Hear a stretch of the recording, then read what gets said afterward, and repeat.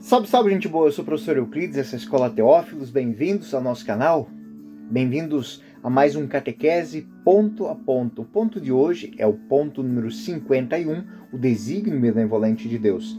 E de que fala ele? Bom, o texto que está na primeira parte da Profissão de Fé, a primeira seção, Eu Creio, Nós Cremos, o capítulo 2, Deus ao Encontro do Homem, o artigo 1, a revelação de Deus, Deus revela, o desígnio benevolente de Deus. Esse conceito é muito interessante.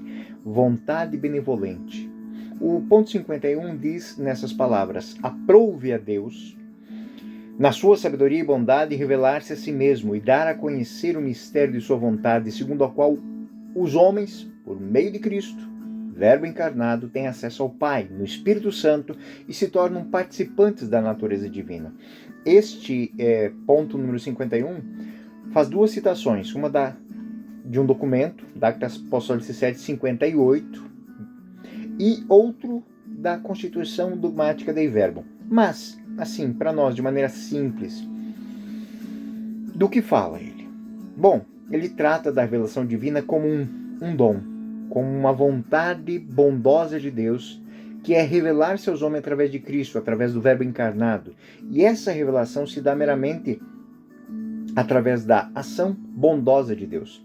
Essa revelação não é apenas um conjunto de verdades abstratas, mas a autocomunicação de Deus. Ou seja, é a permissão que Deus nos dá através da graça, permitindo ao ser humano participar da vida divina por meio de Jesus Cristo e do Espírito Santo.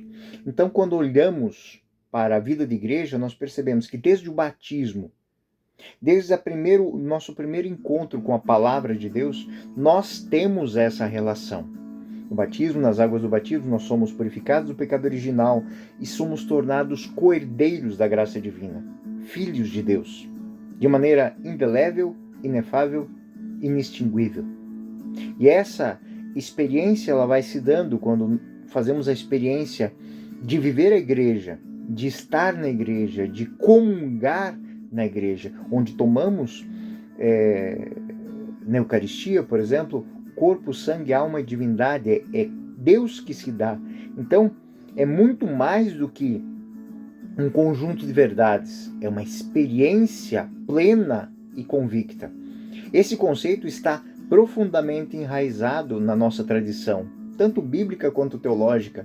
E o Concílio Vaticano II, ele fez um grande esforço para que nós entendamos que quando tomamos a palavra de Deus, quando fazemos a experiência mistagógica em todos os momentos da igreja, é Deus, em sua sabedoria, em sua bondade, que nos acolhe e se revela a nós, seres humanos, e única e exclusivamente por vontade e iniciativa sua.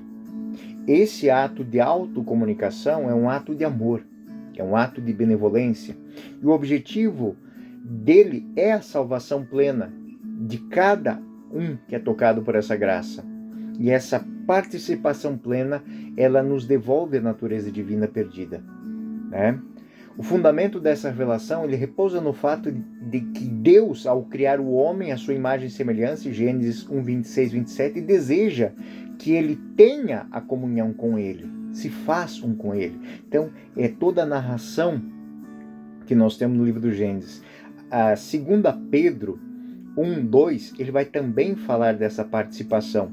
Para isso, Deus se revela em seu mistério, isto é, o mistério de sua bondade, que em Cristo, em todos os homens, sejam reconciliados e tenham acesso ao Pai. Quando nós olhamos para o Antigo Testamento, nós vemos que Deus se revela paulatinamente, progressivamente na história do homem. Desde a criação, a aliança com Abraão, com Isaac e Jacó, a aliança com Israel, nós vemos, por exemplo, o chamado de Abraão, Gênesis 12, 1, 3. A aliança com Moisés no Sinai. A peregrinação do povo com os profetas dentro da terra prometida. Essa revelação, ela vai atingir a plenitude no Novo Testamento, com a encarnação do Verbo, com o nascimento de Jesus Cristo, com a sua presença entre nós.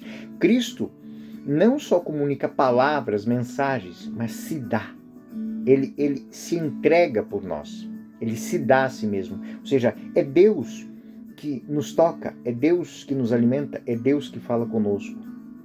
o teólogo Karl Rahner, ele vai falar que Cristo é o sacramento primordial, sacramentum primordialis. Deus, ou seja, por meio de Jesus Cristo, ele se dá como realidade, ele se torna presente no mundo de maneira única e insuperável. E quando olhamos para a vida da igreja, em cada momento, quando ouvimos a palavra de Deus, quando ouvimos o Evangelho, quando ouvimos a história da igreja, nós estamos vivendo, até mesmo quando lemos a história dos santos, quando entendemos a história dos santos, quando participamos da Eucaristia, nós estamos fazendo experiência de Deus. Ou seja, Cristo está se revelando a nós. A revelação de Cristo, ela se dá de várias maneiras. Por meio de Cristo, o Verbo encarnado, temos acesso ao Pai, ao Espírito Santo. A teologia da Santíssima Trindade, a doutrina cristológica que emerge dos primeiros concílios ecumênicos, como Nicéia em 325 e Calcedônia em 451, nos mostram que as verdades da divindade e da humanidade de Cristo são formas de entender que Ele, Deus, né? Ele, Cristo, Ele, Espírito Santo, Ele, Pai, se dá a nós. E Cristo, Ele se torna o mediator Dei, ou seja, o mediador entre Deus e a humanidade. 1 Timóteo 2,5 vai falar muito bem disso. O Concílio Vaticano II, na Dei Verbum, ele desenvolve essa compreensão que afirmando que Deus se revela na história e essa revelação culmina em Cristo, o Verbo encarnado. A Dei Verbum enfatiza que essa revelação é destinada à salvação e conduz ao homem uma comunhão vital com Deus. O Papa Bento XVI, na exortação apostólica Verbum Domini, palavra de Deus, o desígnio benevolente de Deus é uma manifestação do amor, que se revela plenamente na pessoa de Cristo. E quando olhamos para a tradição da igreja, o magistério, nós vamos ver que todos os teólogos, passando por São Tomás de Aquino, por Santo Agostinho, por tantos outros, São Bernardo, vão tratar isso como... Santo Tomás de Aquino, na Suma Teológica, por exemplo, ele reflete que é Cristo, na sua encarnação, que se dá à humanidade como um dom e se torna acessível à razão humana por meio da fé. A revelação, então, é algo que toma a razão, que sozinha não pode alcançar, e a coloca num outro status, num outro ponto. Ou seja, a fé, ela faz com que a razão se expanda e toque em Deus através do encontro. O magistério da igreja, ele guarda, interpreta e transmite a revelação ao longo dos séculos, sendo assistida pelo Espírito Santo. Então, tudo aquilo que nos é revelado por Cristo nos é explicado pelo Espírito Santo. Nos é dado para que nós possamos interpretar, compreender, guardar e viver. Essa participação na natureza divina, quando falamos que a revelação nos torna partícipes da natureza, está permeando todos os momentos da igreja. Desde o batismo, como disse, a Eucaristia, batismo, a confirmação.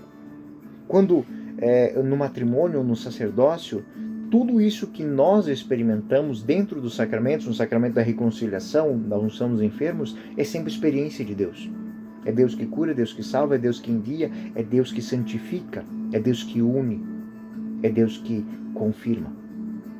A expressão participantes na natureza divina, então, quer dizer isso, ou seja, ela faz a referência à doutrina da teoses, ou seja, a comunhão com Deus.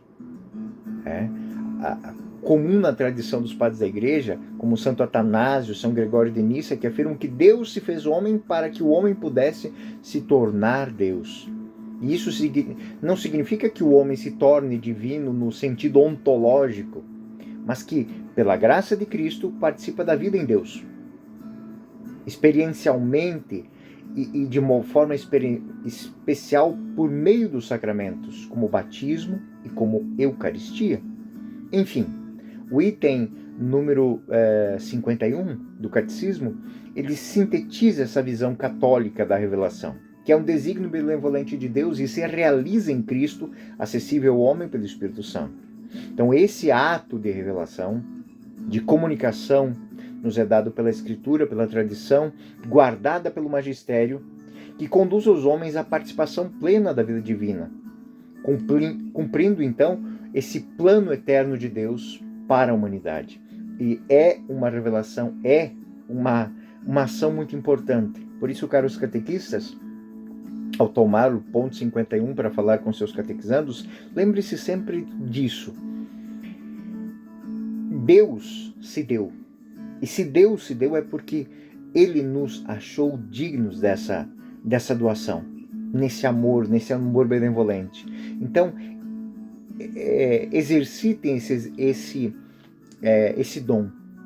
Deixem com que os adolescentes, as crianças, os jovens, os anciãos, no contato com a vida de igreja, possam experimentar, possam embeber-se como uma esponja dessa graça que está na palavra de Deus, nos ensinamentos da igreja, na ação caritativa da igreja. Então, usem todas as formas, na mistagogia da liturgia, usem todas as formas para que os jovens, os adolescentes, os anciãos, ou seja, aquele que se enamorou da graça, faça com que ela chegue ao coração e expanda a razão para que compreenda quem é Deus. Este foi o ponto 51. Enfim, finalizamos aqui mais um ponto, catequese ponto a ponto. Fiquem com Deus, até o próximo ponto.